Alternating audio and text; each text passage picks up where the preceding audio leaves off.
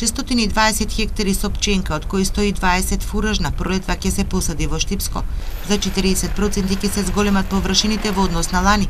Според податоците од планот за сеидба, како што информираат од подрачната единица на Министерството за земјоделство во Штип, ориз помалку ќе се сеја од лани. Поради ниската откупна цена и проблемите со откупот и оризарите од Кочанско ќе го намалат производството, велат ќе сеат жито и други култури.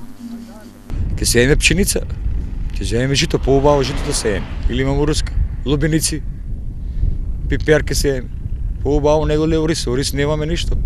Имам ориз, позаду не сме земал 3 месеца пари. Оваа ситуација нема за што да се сее. Намалувањето на површините под ориз се должи и на сушата. Нема доволно вода во браната Калиманци, а нема и врнежи. Акумулациите се полупразни, водостоите на сите реки се на најниско ниво во последниве 20 години.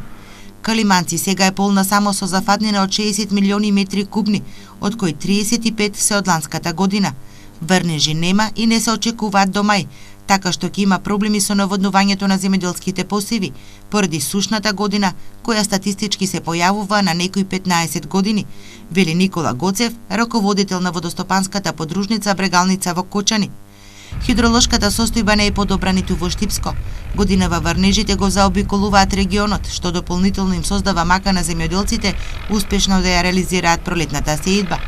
Во февруари наврнале 18, во март само 11 литри дожд на метар квадратен. Сончоглед на 30 хектари, граф на 40, луцерка на 120 хектари. Пролетва ќе посеат земјоделците во Штипско. Бостан ќе се сади на 60 хектари.